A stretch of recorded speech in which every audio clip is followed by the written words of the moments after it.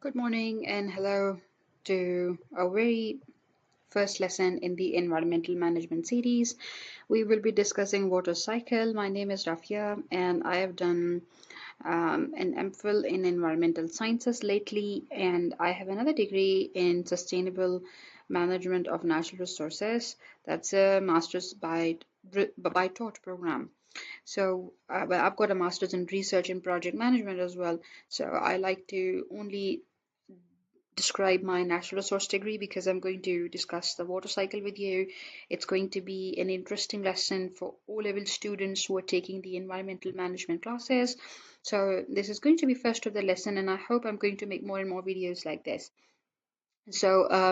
Why you should be taking this lesson? Because I'm going to discuss important terminology, some definitions that are going to help you out in attempting your exam. So you should take the course. So let us just introduce the topic. Water on Earth. So out of 100%, only 2.5% of water is the fresh water. 2.5% by volume is the only fresh water, which is actually a very small fraction. So it's a very small fraction. I'm sorry, but very haphazard line. Um, Let us just change the color of the pen. And so very small fraction is a fresh water, 2.5%. And out of this 2.5%, we have 68.7 stored. Now I'm going to show you where it is stored. And then the remaining 30% is stored as the groundwater. So 68.7% is stored in the form of the glaciers and ice. So you only have a total of 2.5%, and out of this 2.5%, you have 68.7% stored as glaciers and ice, and 30% as groundwater. So the remaining 1.3, so for example, if you sum up the 68.7, okay, this is going to be a horrible writing, but this is 68.7. All right, I think I better take out a calculator um, rather than doing the handwriting because it's so not suiting. All right, let's just write a calculator. So, all right, let's just do this quick calculation. So it's a 68.7 plus 30. How much is it? Is it 98.7? So if we add 1.3% to it plus 1.3% to it, it just makes 100%. So this means that out of this 2.5%, we only have 1.3% available in the rivers, lakes, and atmosphere. So you have a quick introduction about how much is the total of the total water. You have the fresh water, and out of the fresh water, how much is stored into the form, like the 68.7% is stored in the form of glaciers and ice, and the remaining 30% is stored in the groundwater and the rivers and lakes and atmosphere. This makes up only 1.3% of the fresh water. So all of the water, which is the salt water, the fresh water, is part of the water cycle. Remember, if we say something is a cycle, it means that it keeps on moving, like from one form to another form, and that's constantly a part of a cycle, which keeps on moving, changing shapes or their forms, perhaps. That's a cycle. All right, let's just let's just look at it in the form of a picture or pictorially. How does it look? So you have the 100% water on Earth, and that water is 97.5% saline. A saline water is the one which is salty water. Remember, the water that you have in the oceans is salty. And so sorry about my not familiarity with this pen touch. So salty water, and the 2.5% is the fresh water that we already discussed. And out of this fresh water, how much is the glaciers and ice? 68.7%. All right. And the remaining 30.1% or 30% is the groundwater. But and so how much is it left? So if you sum up 68.7 and 30 plus 1, you will get 98% almost. And the remaining the remaining, how much is it remaining? 0.9%, or almost 1%, that is accessible to humans, because that is the water which is present in the form of the lakes, or the ground ice and snow and atmosphere and rivers, and then biological water, which is in the form of the microbial bodies, or the living organisms that have water in their bodies, the swamps and marshes, soils. So this is the only, almost, like you can say, like 1% of the water. Like this is the 1% of water. So let's just talk about what a water cycle is. So globally, the water cycle is a closed system. Now this means that there is a constant amount of water on the planet. This is a constant amount. Remember to always notice the keywords. And here the keyword is a constant amount. So this means that it's going to move, but the numbers are never going to change. It is not likely that the amount of groundwater is going to become 40% or 50%, and the amount of the glaciers are going to decrease like huge, like they do. Definitely there's a bit of change when there's a climate change, something happens, but then there is not a huge change that could literally make a big difference. So we would say that this means that there's a constant amount of water on the planet. So within the water cycle, there are stores and transfers. So you got to see that this that there would be, the water will get transferred or it gets stored somewhere. So you would literally see this, and the water cycle is a series of processes in which the water is constantly recycled through the system. And so the cycle also shapes the landscapes, transport minerals, and is essential to all the life on the earth. But the main processes that we say that's how the transfer is happening is actually in the form of the three processes, which could be the evaporation, which means that the sun literally evaporates the water because the sun is really hot, and the sun actually shines, and then it gives out heat, and this heat actually, that's the heat coming down, and that's a water, like, all right, that's water, and the water starts to get to it just starts to evaporate, and it starts converting from the liquid liq liquid to the gas form. That's what we call evaporation. And it can also uh, starts to condense. This is one of the process when the water vapors, when they go high and high and high, they're in the form of the gas, but then when comes the cold atmosphere, or huge, like up above in the sky, when you feel that the temperature is getting cold, then this starts to condense and start making clouds. So this is condensation. So when the water converts from gas to the liquid, and they condense, and then it's called condensation. And the other process is the flows. This is the third process, the flows. And the first one is evaporation. The other one is the condensation. And the third one is the flows. So water turns off the surface into streams and reservoirs, or beneath the surface as ground flow.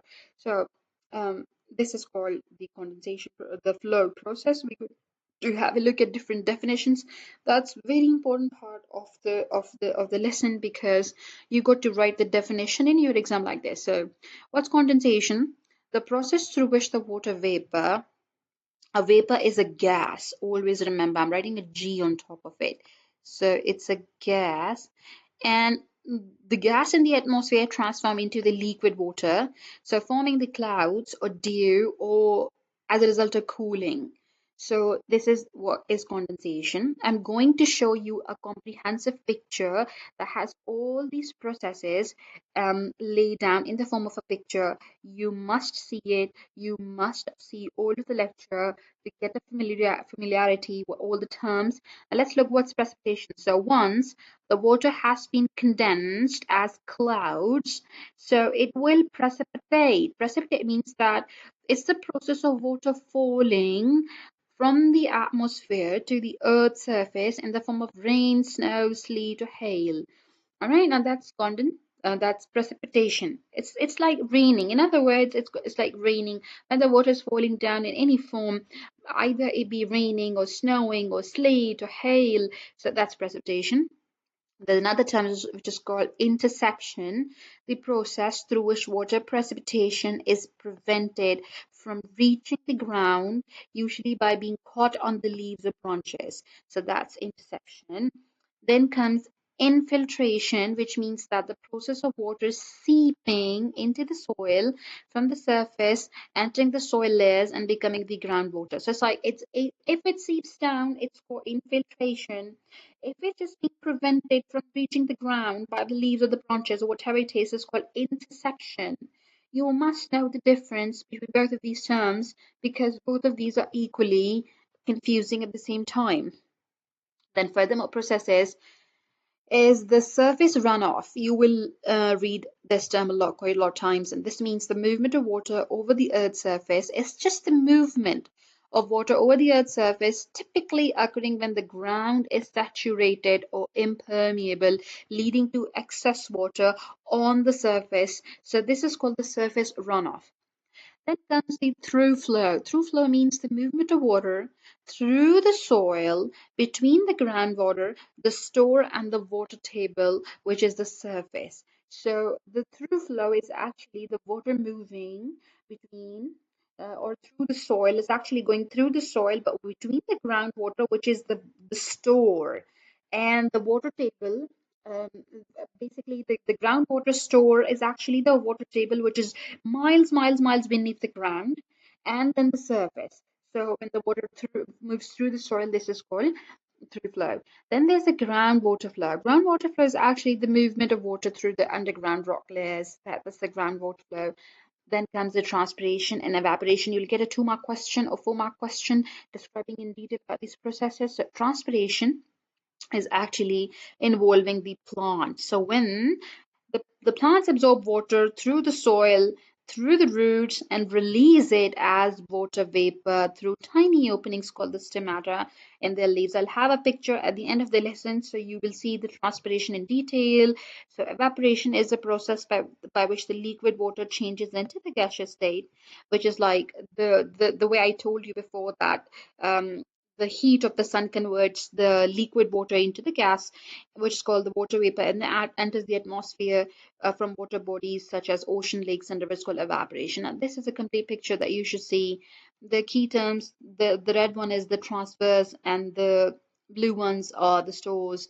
So you see that let's say, all right, now let's start from evapotranspiration. So the transpiration, is happening from the plants, and evaporation is literally happening from the sea and the rivers and overall. So this evaporation then condenses because when it goes up, the temperature drops and then it converts the gas vapors converts into the liquid, and this is called condensation.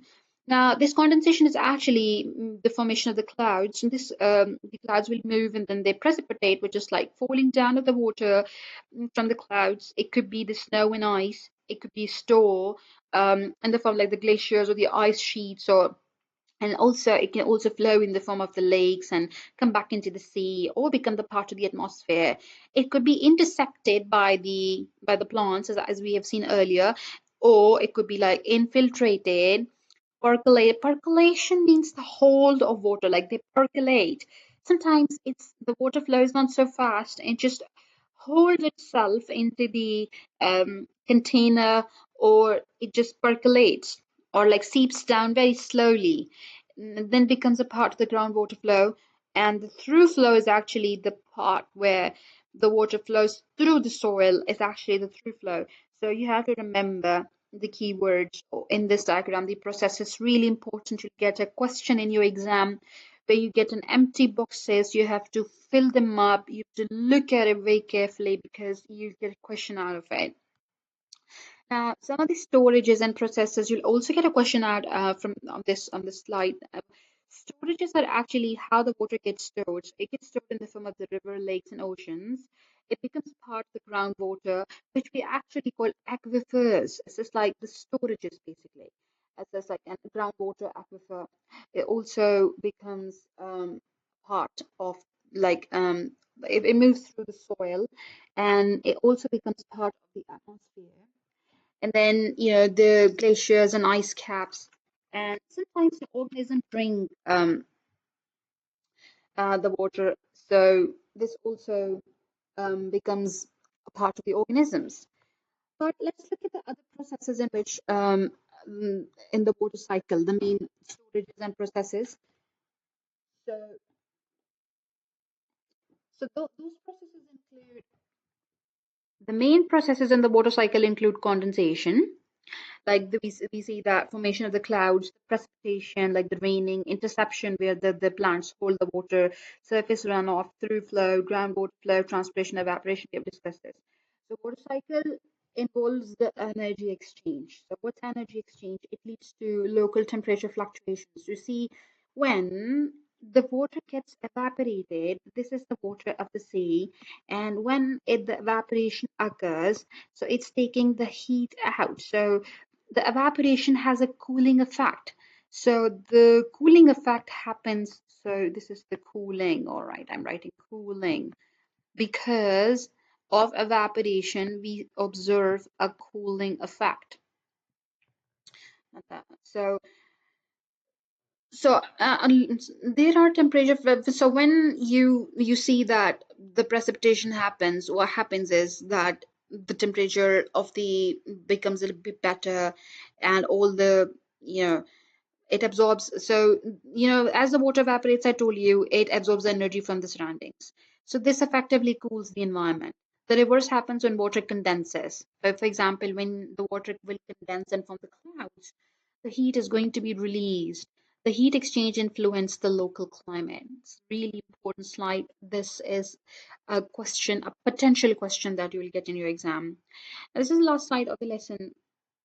Here you see you have your um, like this is the transpiration process, and that's what transpiration is, that the water is absorbed by the roots take up the water from the soil, it moves up into the roots, and then becomes part of the plant body, and it just disperses itself into the leaves, and then the veins would carry the water into the leaves, but the water is drawn up into the stems, and then the leaves of water, when the water will evaporate from the leaves, this process is called transpiration.